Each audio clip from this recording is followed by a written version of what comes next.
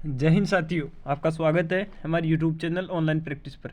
और आज की इस वीडियो में हम करने वाले हैं जो आपका आज 15 नवंबर 2023 को दिल्ली पुलिस का दूसरे दिन का एग्जाम था, वो उसकी तीनों शिफ्ट का एग्जाम खत्म हो गया है। तो उससे जितने भी जीके जीएस के इंपॉर्टेंट क्वेश्चन पूछे गए हैं, जो मुझे मिले हैं, वो क्वेश्चन मैं आपके लिए लेकर आया हूँ। अगर आपका आज एग्जाम नहीं हुआ है तो ये क्वेश्चन आपके लिए ज़्यादा इंपॉर्टेंट हो जाते हैं, तो वीडियो को शुरू से एंड तक पूरा देखना। तो चलिए आज की वीडियो को शुरू करते हैं। आपके एक क्वेश्चन पूछा गया है अनुच्छेद 243 अनुच्छेद का वीडियो मैंने एक पहले डाला हुआ है, जिसमें अनुच्छेद के टॉप 50 MCQ डाले हुए हैं। अगर आपने पहले वो नहीं देखा तो पहले वो देख लेना। उससे क्वेश्चन लगभग जो क्वेश्चन पूछे जा रहे हैं उसमें मैंने करवाया आपको। तो अनुच्छेद 243 का संबंध किससे? नगर पालिकाओं में आरक्षण से रिलेटेड अनुच्छेद 243 है। एक और अनुच्छेद पूछा गया, इसमें क्वेश्चन तीनों शिफ्ट के क्वेश्चन है, एक अलग अलग के नहीं है, तीनों शिफ्ट के जितने एक साथ मिले वो क्वेश्चन करवा रहा हूँ। अनुच्छेद 51A का संबंध किससे है? तो अनुच्छेद 51A का संबंध आपके मौलिक कर्तव्य से है। एक क्वेश्चन पूछा गया आपके फेस्टिवल से, फिल्मिंगो फेस्टिवल कहाँ मनाया जाता है? तो जो आपके फिल्मिंगो फेस्टिवल है ये आपके आंध्र प्रदेश में मनाया जाता है। एक क्वेश्चन पूछा गया है, ये 99वां संविधान संशोधन कब हुआ? इसका भी कंफर्म नहीं कर पाया वो कब हुआ। तो क्वेश्चन क्या पूछा गया वो कंफर्म नहीं कर पाया। तो अगर ये पूछा इसका संशोधन कब हुआ, तो 2015 में संशोधन हुआ। और किस चीज़ के लिए हुआ? तो राष्ट्रीय न्यायिक नियुक्ति आयोग से संबंधित ये आपका संविधान संशोधन हुआ था।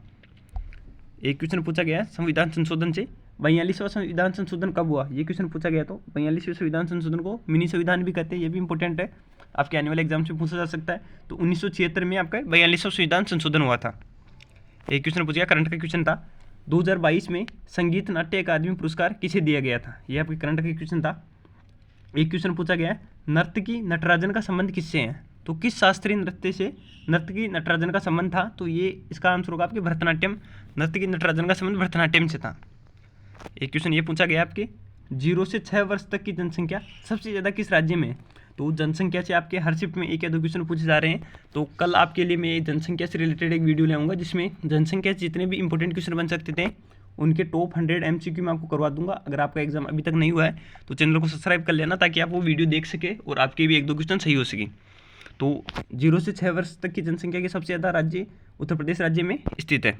एक ऊंचा करंट का ही, एलिजाबेथ द्वारा अवार्ड के लिए किसे बुलाया गया था? 2022 में अवार्ड देने के लिए एलिजाबेथ ने किसे बुलाया था? तो अजय पीरामल को एलिजाबेथ ने बुलाया था।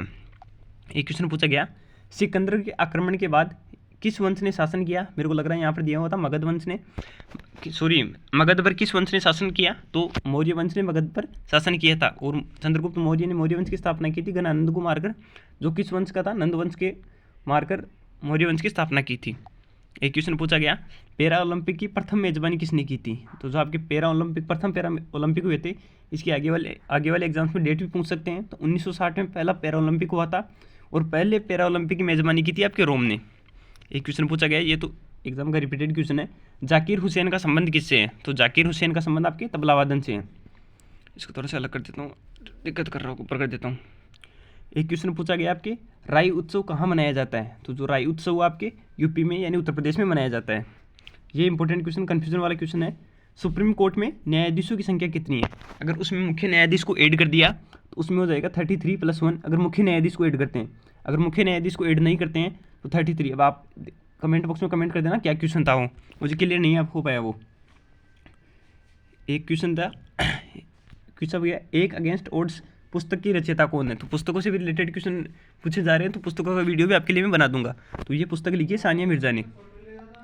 एक क्वेश्चन पूछा गया, हिंदू मंदिर में जिस स्थान पर भगवान को स्थापित करते हैं उसे क्या कहते हैं? तो जिस स्थान पर भगवान रहते हैं उसे गर्भगृह बोला जाता है। एक पूछा गया है, द्विनामकरण पद्धति के जनक कौन है? तो इसका आंसर हो जाएगा आपके लीनियस द्विनामकरण पद्धति के जनक थे। एक क्वेश्चन पूछा गया आपके, अलाउद्दीन खिलजी ने दक्षिण अभियान के लिए किसे भेजा था? हिस्ट्री का क्वेश्चन था, इजी सा क्वेश्चन था। मलिक काफूर को अलाउद्दीन खिलजी ने दक्षिण भारत को विजय के लिए मलिक काफूर को भेजा था। एक क्वेश्चन पूछा गया स्टैटिक जी का, तो इजी सा क्वेश्चन था। प्रथम ICS अधिकारी कौन थे? तो सत्येंद्र नाथ टैगोर भारत के प्रथम ICS अधिकारी थे। अगला क्वेश्चन था, थियोसॉफिकल सोसाइटी की स्थापना कहाँ हुई थी? तो इसकी स्थापना आप देख लीजिए, वो बता दीजिए कमेंट बॉक्स में। डेट पूछी गई थी, स्थान पूछा गया था। अगर स्थान पूछा गया तो इसकी स्थापना अमेरिका में हुई थी, और डेट पूछी गई तो 1875 ईस्वी में इसकी स्थापना हुई थी। एक क्वेश्चन पूछा गया आपके, ड्रिप सिंचाई किस राज्य में की जाती है? तो जो आपकी ड्रिप सिंचाई है ये मेघालय राज्य में की जाती है। एक क्वेश्चन, ये तो इजी सा क्वेश्चन था, सेकंड शिफ्ट का क्वेश्चन है ये। ओलंपिक में 2 पदक जीतने वाली एकमात्र भारतीय खिलाड़ी कौन है?